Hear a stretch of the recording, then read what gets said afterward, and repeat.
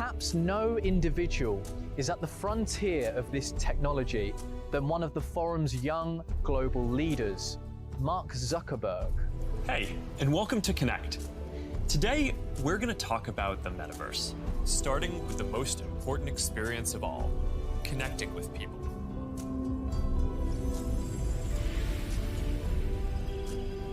Imagine you put on your glasses or headset and you're instantly in your home space, and it has an incredibly inspiring view of whatever you find most beautiful. Zuckerberg, the CEO of Meta Platforms, the parent company of Facebook, Instagram, and WhatsApp, has excelled in the virtual reality market. A new major initiative from Zuckerberg's company has been the creation of the metaverse, an ambitious undertaking that showcases new experiences in an all-digital environment. After Zuckerberg purchased Oculus, a company that specializes in virtual reality gaming, he planned to make an affordable headset that everyday consumers could have in their homes. Be able to take your items and project them into the physical world as holograms in augmented reality too. Although this technology is still in its early stages of development, there are already around 60,000 people who spend hours each day escaping into this digital realm. For the next week, I'm going to be eating, sleeping, working, and playing in virtual reality.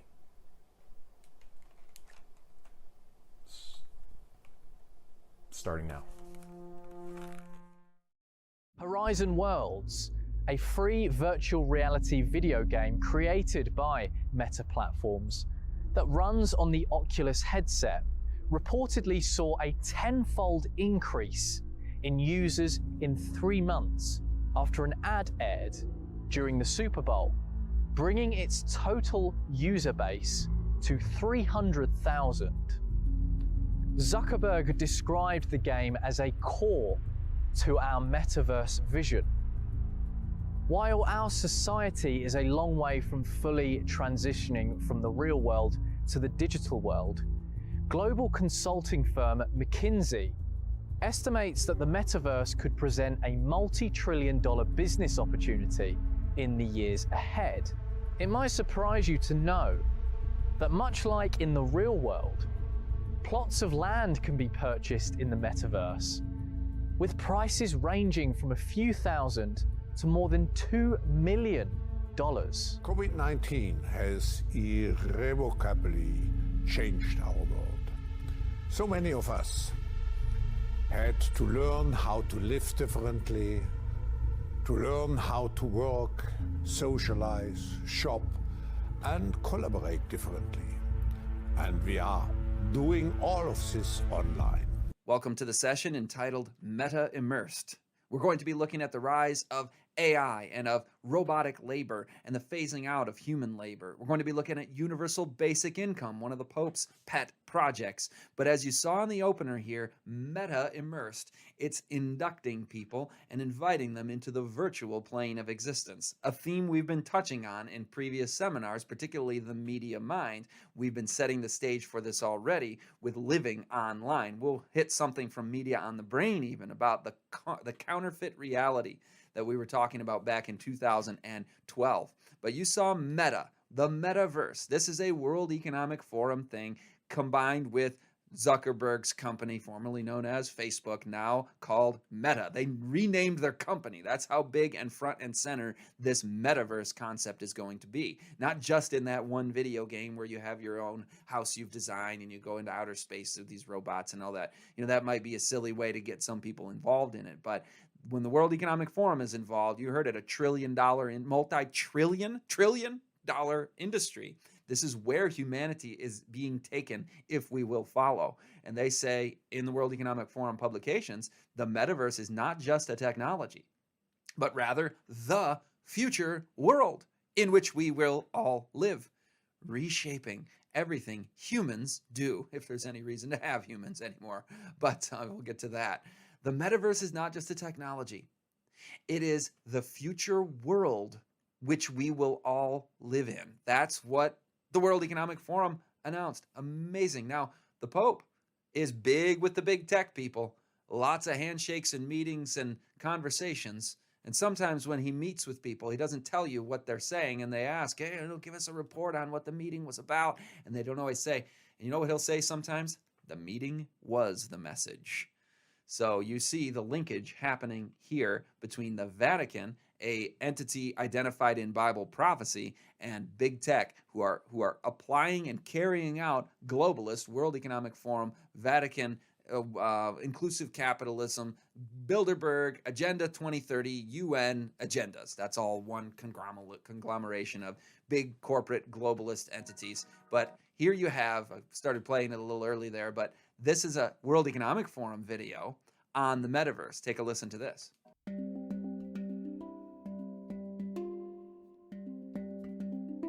Metaverse, I at least think about it as the next chapter, the next evolution of the internet, except it's the part where it gets less flat. If you think about the primary metaphors for the internet to date have been about web pages and literally two-dimensional objects that we peer at through screens.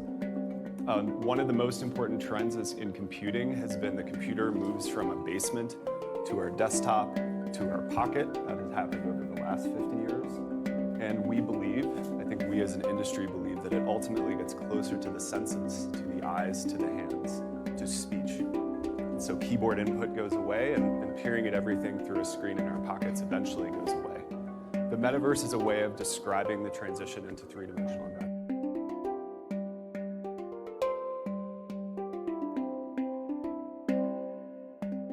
The promise of metaverse technology will allow us to meet as holograms of ourselves, feeling that we really are breathing the same air in the virtual room in which we're sitting, so that will obviate the need to commute into offices. It will allow teachers to take a class of 12-year-olds to walk the streets of ancient Rome, for a surgeon to help budding medical students to see what surgery is like in a very sort of lifelike environment. That's the promise of the metaverse. It'll take many years to build, and hopefully we can have the debate around the moral, ethical and regulatory issues at the same time, so that we don't sort of bolt those on as an afterthought 10 years later.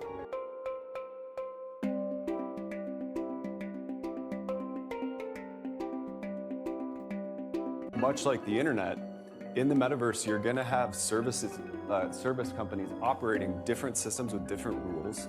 Some are going to be way more open-ended. Some are going to be rated R. Some are going to be PG, and some of them are going to have sort of more or less strictures around safety and integrity. There will probably be something like a rating system, which we have for film, we have for music, we have for other types of content, so that a parent or a young person can have some sense of what the rules are in their environment they're going to walk into.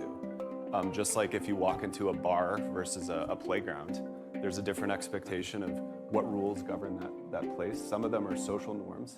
Some of them are enforced by people who run those institutions.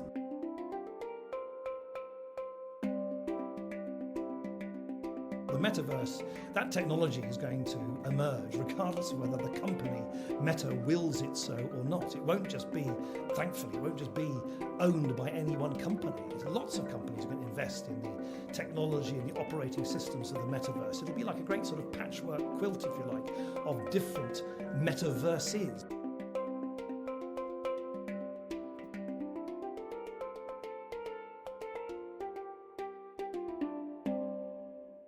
So you see at the end there, the metaverse is going to improve our lives. How do you think it will? Boy, that was an ad for the metaverse or the metaverses. And you heard the part about controlling the social norms and utilizing that term hate speech. Now, when you hear that, think, how does big tech right now allow freedom of speech and freedom of thought and freedom of communication? This is going to be another authoritarian society like the online world already is. And as physical societies and the social contract engaged in with people and their governments to allow a Bill of Rights and have the protection of systems like the First Amendment and the courts to enforce any sort of prohibitions on freedom of speech and freedom of religion, that's all going to be history as people go into a different universe, a different place where they live. So you see the World Economic Forum very much big fans of the metaverse. It won't be cartoonish either, like the weird looking Mark Zuckerberg and stuff. Take a look at this. Already a few years ago, they were able to use AI to simulate what imagery ought to look like with a totally different context. They just input an image of a car driving down the road in the winter. And then AI can take that image and convert it to this. This is not a real picture, but it looks totally real, doesn't it? Here it is when they're actually doing the driving. You can see they do it video style as well. The right picture is an AI-generated reality. It's all of a sudden summer there. They just took the imagery from the winter and turned it into summer. So they can do AI-generated video reality. So you're there as if it's the real thing. The Mark Zuckerberg video might have made it seem like it's cartoonish. No, it's the metaverse is going to be a counterfeit reality like the devil has never been able to invent. He wanted to be the creator. He wanted to be in the position of God.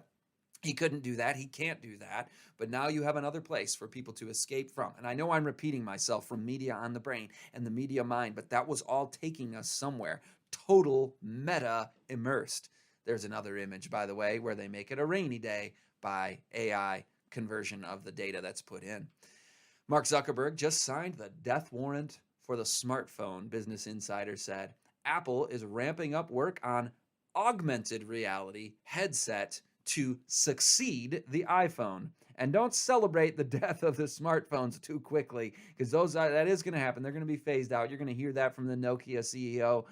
But there's some division, some break right now. But when you're totally immersed and involved visually and it's three-dimensional, that's going to be a whole different world that we are a part of if you choose to go in there, which I hope we don't. The metaverse will define the next technological era. You can't help but get excited, said the World Economic Forum. Now, most of us made decisions along the line to accept every new technology, but you remember in the media mind where we had the image of going over the falls, and it's row, row, row your boat, where the media executives take the world. It's an unconscious current, media theorists have said for many years, that we are all on. Make a decision. How do I want to live? What does it mean to be human? These are philosophical questions we really have to ask ourselves. And a couple years from now, 10 years from now, if time lasted that long, and people are all involved in this stuff, it would sound extreme to say maybe we shouldn't go there. But how many of us think maybe there are some uses of apps and smartphone tools that if we would have not gotten involved with to begin with, we would have been much better off? Think about that before the next steps come. Virtual reality, VR, and augmented reality, AR, devices will allow for visual input directly to our eyes, and voice recognition will enable us to talk and have conversations with the technology around us. They were talking about meeting up with people online and in the virtual world. Well, you're going to talk to the technology itself as well. More on that in the next session about social robots.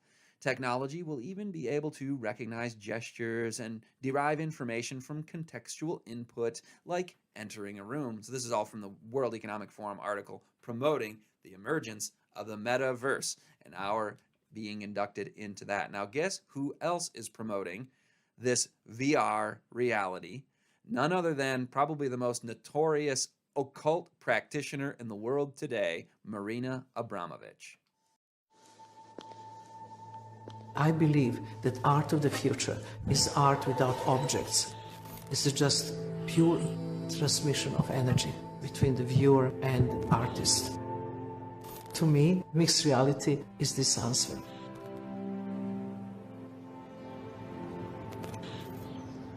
This was a unique opportunity to take the most legendary artists working now and capture them in such a way that they are translatable forever.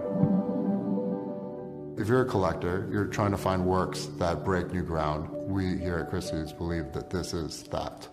And it will be the first time that a mixed reality artwork is sold at auction. There was always a question what you buy when you buy performance. You buy the video or you buy the additional photographs. Here, you actually can have the artist's presence in your collection. The first thing that we had to figure out was you had to feel that you were in the room with Marina, not a document of Marina. So HoloLens 2 was created by people who quite clearly have an interest in the audience forgetting that they are using technology. so the purest expression of artistic intent can happen. I really want viewer to be with me in the space, in here and now. The life is dealing with what is going to stay after I'm not there anymore. And I can face myself. And that's a frightening experience. Really like you're facing your own ghost. There is always this great idea of immortality. Once you die, the work will never die because the work of art can continue. In performance, the piece is only in the memory of the audience and nowhere else. Here, I am kept forever.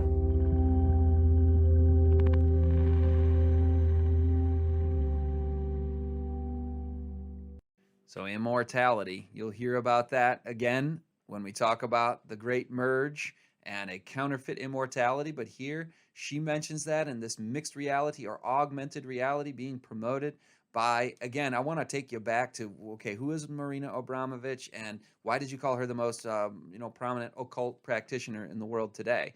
Well, this is from Second Beast Rising, where we covered her involvement with some of the big political names of the time. So just to catch you up on who she is and why that's a concern when you have the papacy meeting with all these big tech guys, and then you've got the World Economic Forum globalists promoting this heavily, the big tech entities themselves, and the spiritualism angle of the world power axis. Here's a little description of Marina Abramovich and her occult angle. It gets very serious when we look at that 2016 progressive WikiLeaks releases that took place during the election season and what it tells us about the power elite. It's not just the Bilderberg Group. It's not just the weird occult blood rituals at the Skull and Bones Society that are done by the Bush and Kerry families and many others who've gone through that secret order. It's not just the cremation of care ceremony with the mock human sacrifice or the weird things that are done in this Texas one.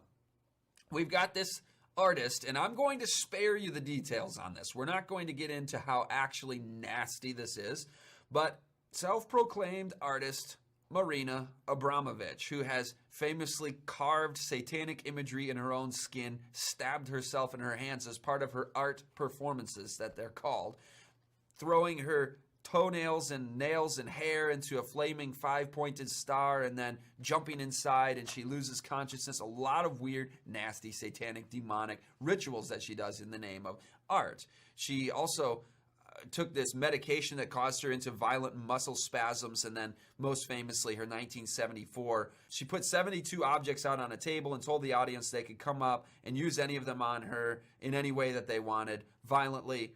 Anything goes. And there was a gun and a bullet there, and it got crazy. For 6 hours, she stood there and laid there at the mercy of the audience.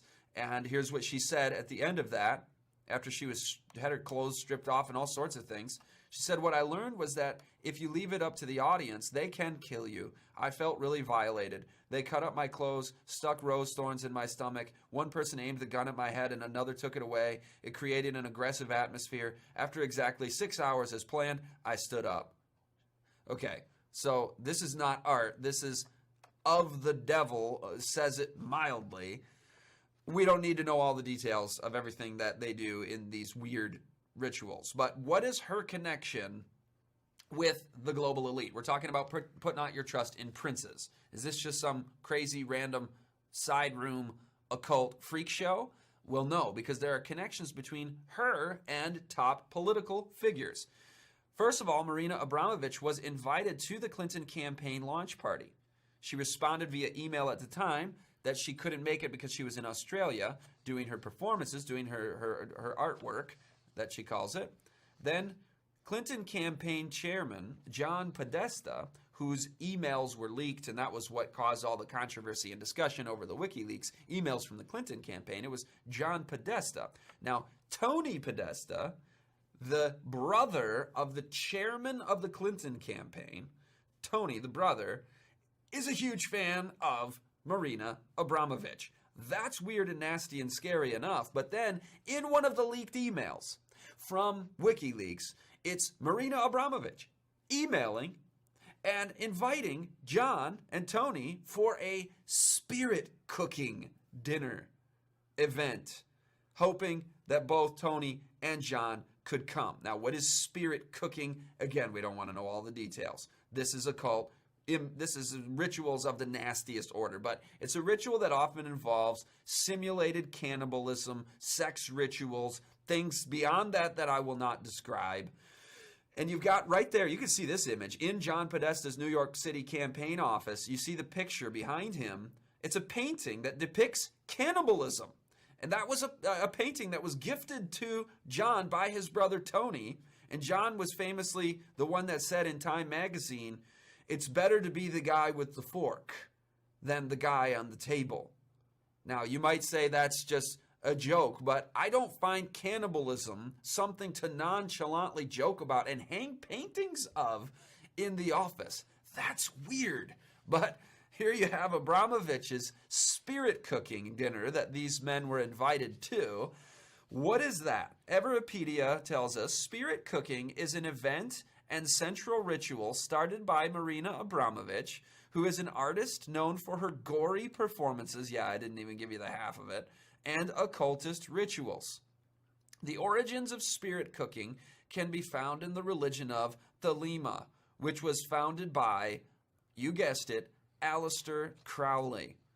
The original ritual, not of the same name, is performed during the cooking of cake of light wafers that is to be consumed during a religious gathering. So that was Crowley's cake of light ritual.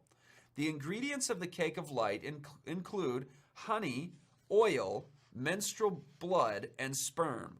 The sacrament, as they call it, is meant to symbolize the union between the microcosm, man, and the macrocosm, the divine, Lucifer, Satan, which is a representation of one of the prime maxims in Hermeticism, as above, so below.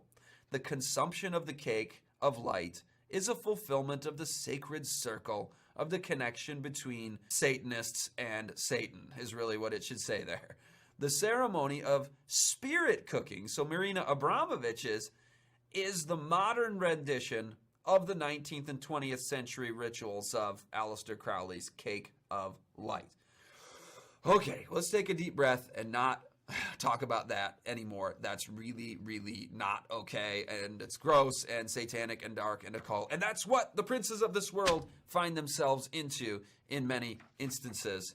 So why the occult loves the metaverse so much, that remains to be seen. Maybe we'll understand that a little more when we look at the God delusion, the great merge, spiritual machines, some of these other themes coming up. But right now I want you to see another clip from the World Economic Forum on how the metaverse is going to become tactile, and you'll be able to feel the metaverse.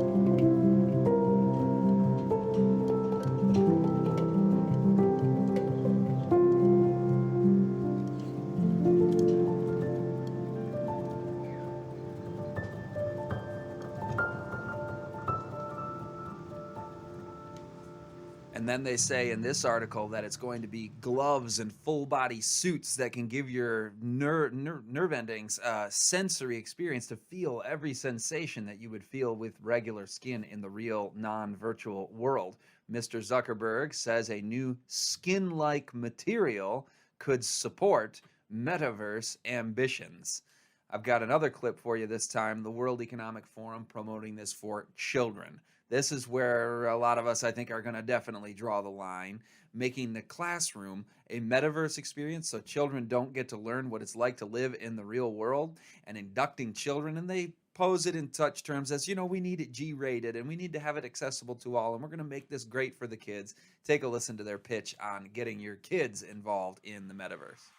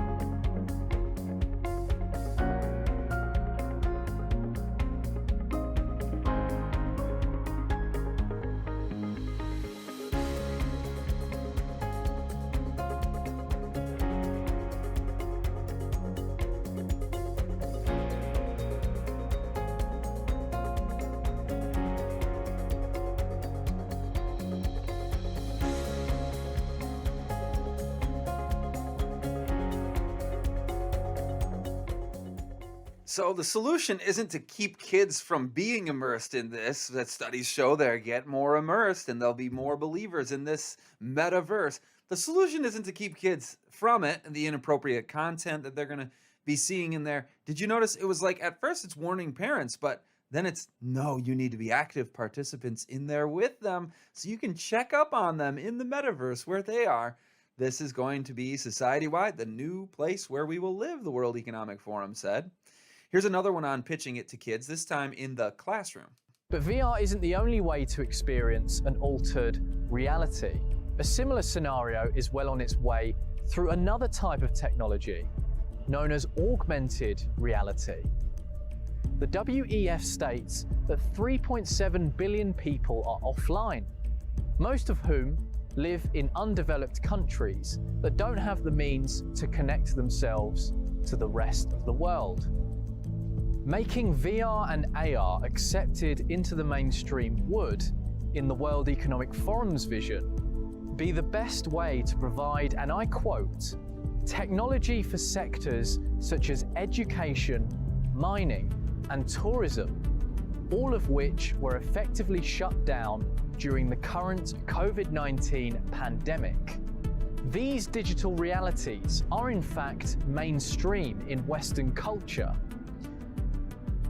yet not quite as prevalent as the WEF would like.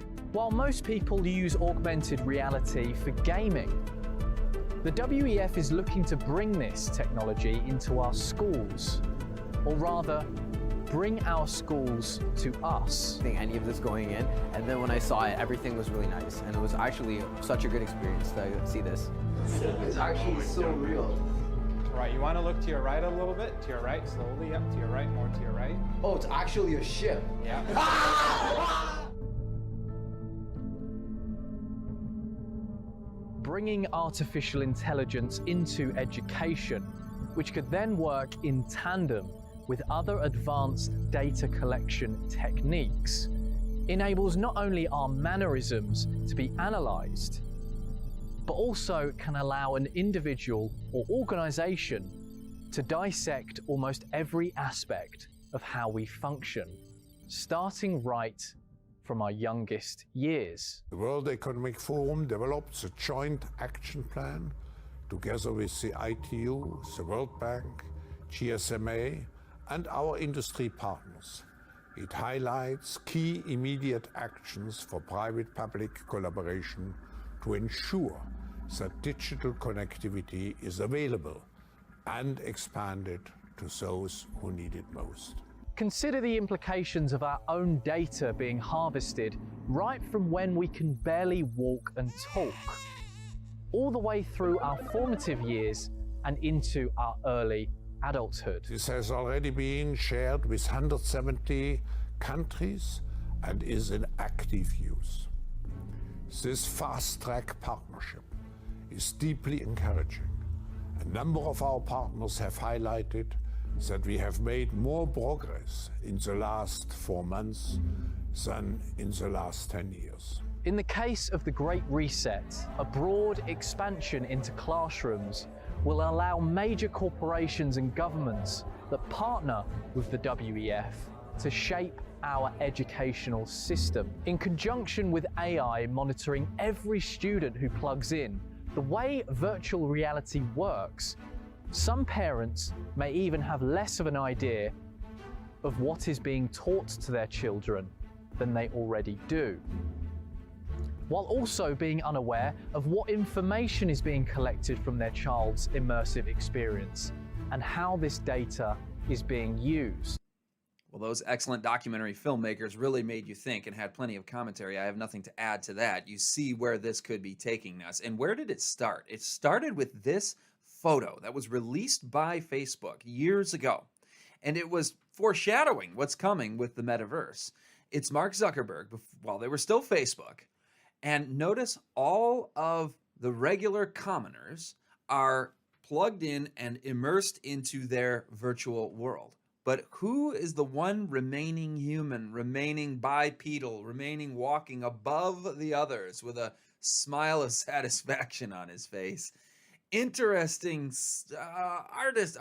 artistic portrayal of the nature of the distinction and the gap and the growing chasm between the corporate masters and the rest of us. And we'll talk about that. There are ideas out there that a new species is evolving, and there will actually be breakaway civilizations and a breakaway species that decouples from the regular folks who refuse the augmentation to their person.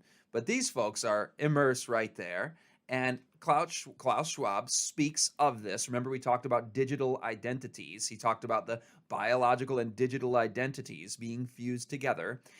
It's starting to make a little more sense now when you go, oh, they have us living online in the metaverse in a place where our lives will be lived, as you heard in the quotation at the very beginning of this session. It's starting to make more sense why he would say the fusion of our biological and digital identities. We are going mentally to a different place. He also is speaking about things going into us, as we've read as well.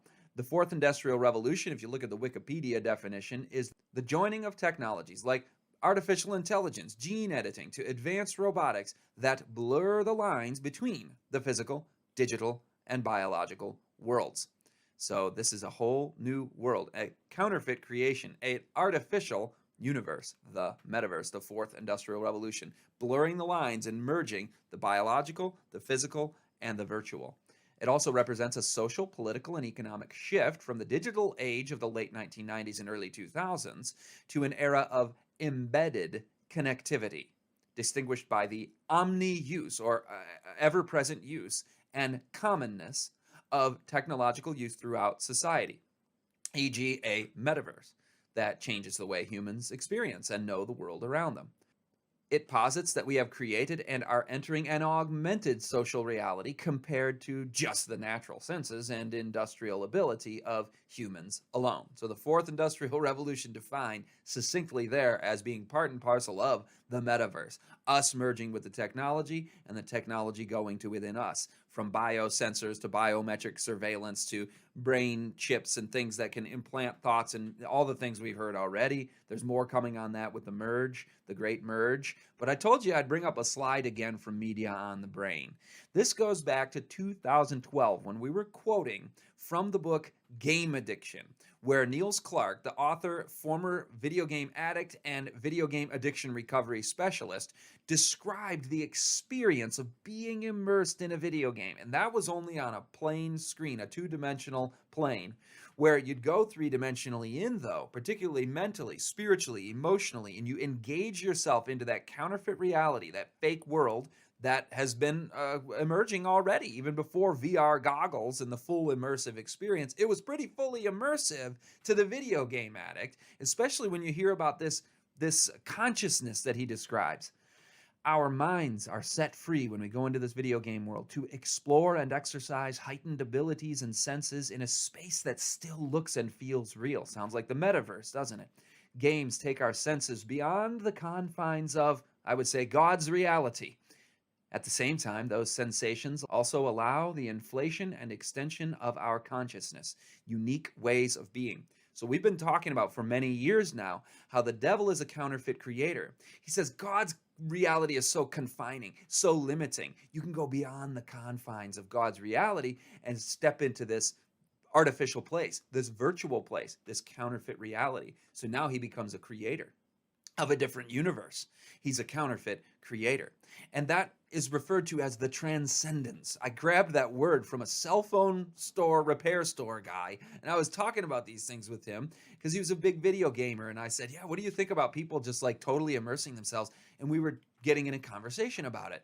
And he got into a spiritual tone about it, a very philosophical and sober thing. He said, if I could live in there and never have to come out here, I would. What I embrace most about it is the transcendence. Transcendence, that's a religious, philosophical concept. To transcend, to go above what he believes is the limited confines of physical reality, and those who are going to be inducted into the metaverse, the same. The transcendence. I remember reading also that the most hardcore gamers, 20% of them, when you probe and ask them how they feel about life in the video game versus life in the real world, 20% of them say they feel like when they're back in the physical world, they are visitors to a foreign place, that they are foreigners in this real actual world.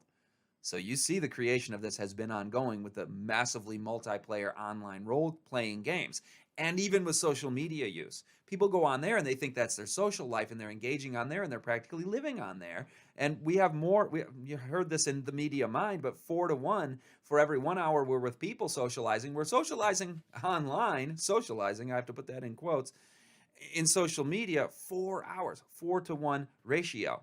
Now, when you get everything into a virtual reality, you can recreate anything and everything. I mean, the laws of physics, the laws of nature, and biological limitations can be thrown out the window, and we can just define reality however we want. If human beings, from driving to manual labor to immersing ourselves in the metaverse to having the education there and jobs there and AI taking over, hiring AI taking over all the physical labor, information labor, even writing, music, creativity, art, and things of that nature, it helps us understand why Harari keeps saying things like, what do we need so many humans for? I mean, previously in history, if you were on the wrong side of history, if you didn't understand what was happening and you lost the competition, then you ended up as some kind of serf or manual laborer being exploited by the people who understand and have the power. Now, if you're left behind, you're facing something far worse, which is to be completely irrelevant. They won't even need you as a serf or as a slave. And then the big political and economic question of the 21st century will be, what do we need humans for? Or at least, what do we need so many humans for? Do you have an answer in the book? At present, the best guess we have is keep them happy with drugs and computer games. Keep them happy with drugs and computer games. The problem is more boredom and what to do with them, and how will they find some sense of meaning in life when they are basically meaningless, worthless. My best guess at present is a combination of drugs and computer games as a solution for more. It's already happening. And he's absolutely correct about that. That is what's happening, and it's been happening, and it's going to continue to happen. But how do people make a living if they're not needed for labor? Well, what do you do with all these humans? You have to start by giving them universal basic income. Then you drug them with computer games and drugs, literal drugs, and the plug-in drug to keep them docile, to keep them entertained, to keep them from rising up because they feel worthless and meaningless because they've been made slaves of this system and serfs in this feudal order. You have to give them enough. You have to throw them enough crumbs. Universal basic income. Everybody has a universal welfare. Everybody's got their needs met by government transfer payments from the big corporate AI billionaires, and they're going to keep the people from revolting by keeping them happy with this, like they've begun in Finland.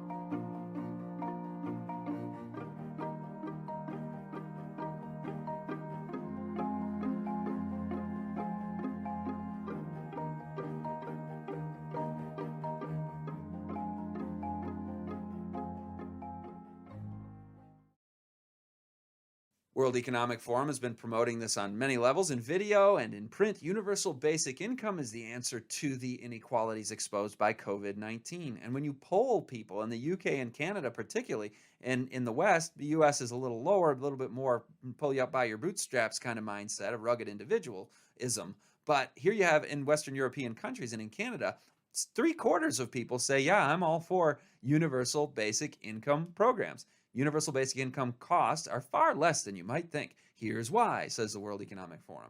And last of all, lest we forget the prophetic impetus behind this whole thing, We started with the Pope meeting with the big tech executives who are planning the rollout of the metaverse. And we end with, it was the Pope himself, and we had this clip in COVID Dystopia, that he was promoting a universal basic income in his Easter letter, a universal basic wage. So you have the state, or the corporate state merged money monolith, a mega system of financial capital that can be doled out to the people to keep them at that subsistence level. Then you will own nothing, have no privacy, have no ambition, no identity other than being a cog in the metaverse machine. But you will be captivated with your senses. You'll have an amazing place to live and see and be. It's the place that the future holds for our lives. Will you be meta immersed? Will you be obsolete, outmoded, considered non-essential? You notice how that word started during the COVID times. Oh, those laborers, that job is, that market, that element of the market is non-essential. You're a non-essential worker. You can see the bifurcation in the caste system already developing there. But what will we choose? Choose ye this day to remain a servant of God, not a slave of the algorithm.